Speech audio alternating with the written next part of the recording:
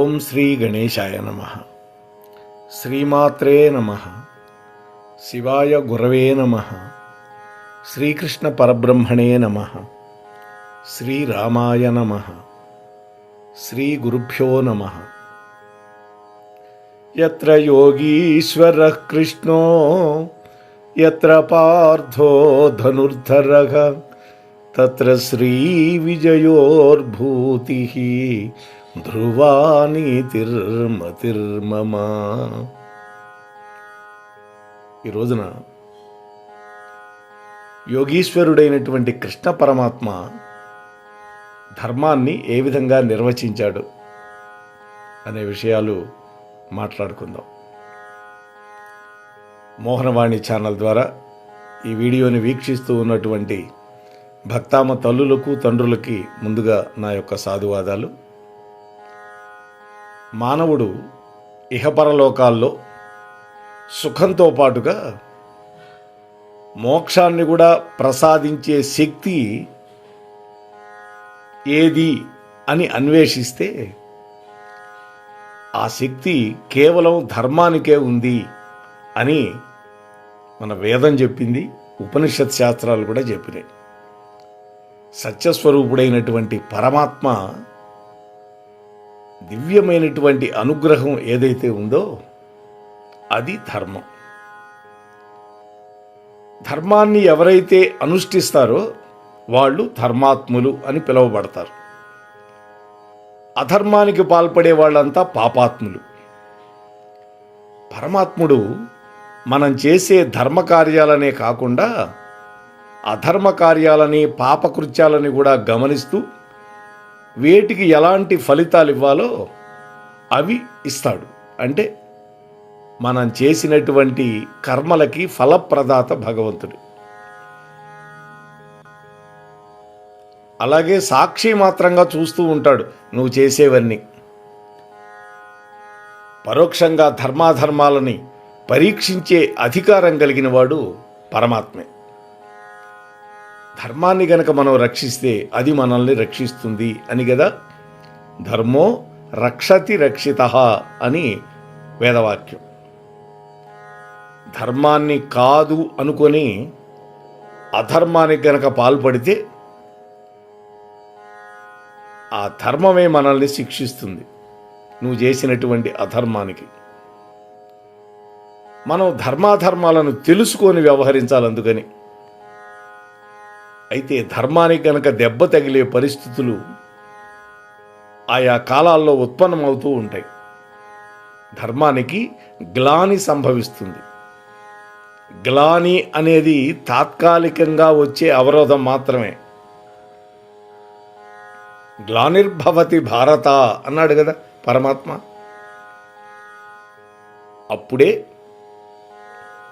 భగవంతుడు భూమి మీదకి వస్తాడు అని భగవద్గీత కూడా చెప్పింది. సంభవామి యుగే యుగే, ప్రతి యుగంలో కూడా నేను అవతారం దాల్చుతున్నాను అన్నాడు పరమాత్మ. ఎప్పుడు? ధర్మానికి గ్లాని సంభవించినప్పుడు, అధర్మం పెచ్చు పెరిగిపోయినప్పుడు, దుష్టులను శిక్షించడానికి, శిష్టులను రక్షించడానికి సృజామ్యహం అన్నాడు. నన్ను నేనే సృష్టించుకుంటాను అని కూడా పరమాత్మ చెప్పాడు. ఇవన్నీ భగవద్గీత చెప్పిందే. భగవద్గీతను స్మరించుకోకుండా ఏది మనం మాట్లాడటం కుదరదు భారతీయ ధర్మంలో. శ్రీకృష్ణ పరమాత్ముడు నోట వచ్చినటువంటి ఈ వాక్కులు చాలా అర్థం కలిగినవి, పరమార్థాన్ని చెప్పేవి. ధర్మానికి హాని కలిగినప్పుడు తనను తాను సృష్టించుకుంటాను అని స్వయంగా చెప్పాడు, నొక్కి వక్కాణించాడు భగవద్గీతలో అర్జునుని నిమిత్తంగా పెట్టుకొని మనందరి కోసం. ఇక్కడ తనను తాను సృష్టించుకుంటాను అని చెప్పిన మాటలను మనం జాగ్రత్తగా పరిశీలించాలి. చాలామంది పండితులు అంటూ ఉంటారు, అంటే దేవుడు అవతరిస్తాడు, అవతారం ధరిస్తాడు అని మాత్రం అర్థం చెబుతూ ఉంటారు. అవతారం అంటే ఏమిటి? పైనుంచి కిందికి దిగి రావడం అని అర్థం. మరి సృష్టించుకోవడం అంటే ఏంటి? తనను తాను పుట్టించుకోవడం. జన్మకర్మలకు అతీతుడైనటువంటి పరమాత్ముడు తనను తాను సృష్టించుకుంటాడు. అందుకనే సృజామ్యహం అన్నాడు పరమాత్మ. అంటే తాను ఒక శరీరాన్ని ధరించి భూమి మీదకి వస్తాడు అని పరమాత్మ చెబుతున్నాడు. అయితే ఈ సృజనలో ఉండేది శరీరమే, ఆత్మ కాదు. జీవాత్మకి చావు లేదు, పుట్టుక లేదు. ఆత్మ అగ్ని చేత కాల్చబడదు, నీటి చేత తడపబడదు అని చెప్పాడు కదా పరమాత్మే. ఆ ఆత్మ ఈరోజు ఉండి రేపు పోయేది కాదు, శాశ్వతమైనది. అదే శరీరం పుడుతుంది, పెరుగుతుంది, శిథిలమైపోయి ఒకనాడు కట్టెల్లో కలిసిపోతుంది, కాలిపోతుంది. జీవులు తమ యొక్క కర్మలకు అనుగుణంగా అనేకమైన జన్మలు పొందుతూ ఉంటారు.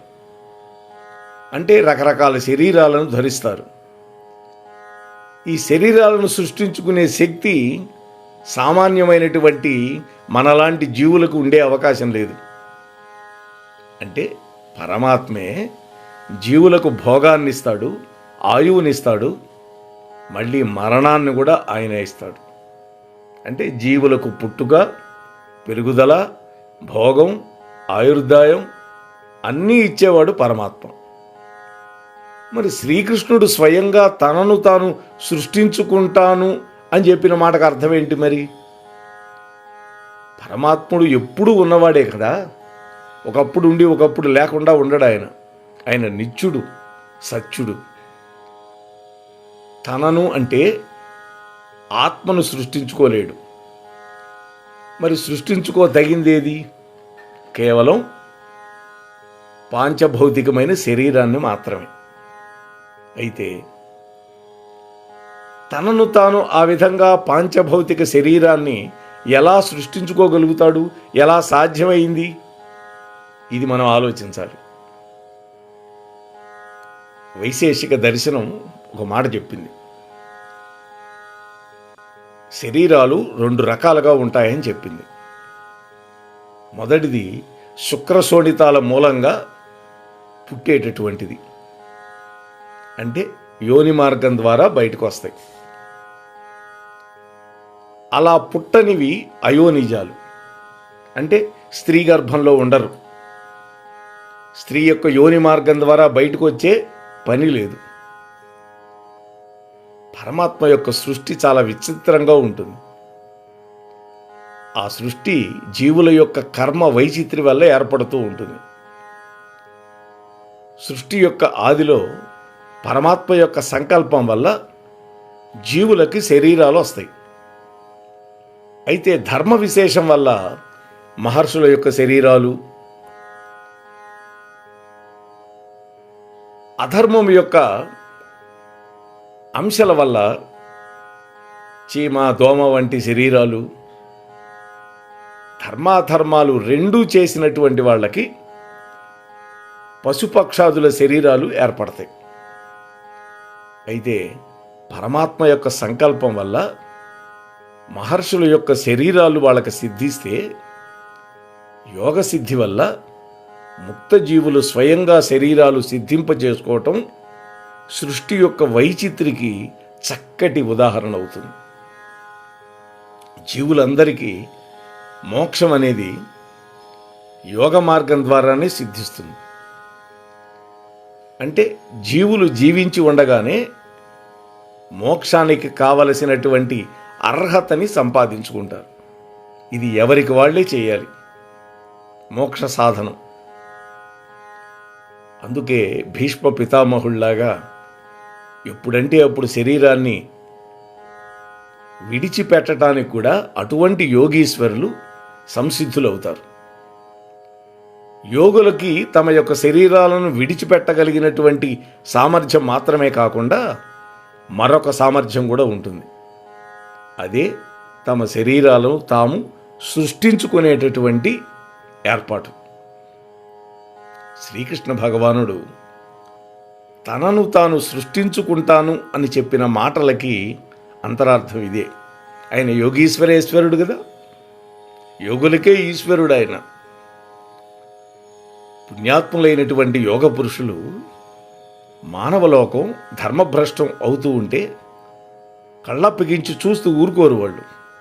కాబట్టే తమను తాము సృష్టించుకొని ఒక శరీరాన్ని ధరించి భూమి మీదకి అవతరిస్తూ ఉంటారు. దానినే అవతారము అని పిలుస్తారు. అంతేగాని పరమాత్మ ఎన్నడూ ఒక తల్లి గర్భంలో నుంచి రాడు. ఆయన మనకు వచ్చినట్టు అనిపిస్తుంది అంతే. పరమాత్మ అజుడు, జన్మ లేనటువంటి వాడు. కేవలం జీవి మాత్రమే జన్మ ఎత్తగలుగుతాడు. అజుడికి జన్మ ఎత్తవలసినటువంటి అవసరం లేదు. శ్రీకృష్ణుడు యోగీశ్వరేశ్వరుడు. తన యొక్క యోగశక్తితో పూర్వం తాను ఎత్తినటువంటి జన్మలను గురించి సంపూర్ణమైనటువంటి జ్ఞానం కలిగినవాడు అని అర్జునుడికి చెప్పాడు. ఆయన ఏ యుగంలోనైనా రాగలడు, ధర్మాన్ని రక్షించగలడు. సంభవామి యుగే యుగే అన్నాడు. అందుకనే పరమాత్మ. ధర్మానికి గ్లాని జరుగుతూ ఉంటే చూస్తూ ఊరుకోడు పరమాత్మ. తన భక్తులకి కష్టం కలిగితే చూస్తూ ఓర్చుకోడే. అవ్యాజ కరుణామూర్తి కదా భగవంతుడు.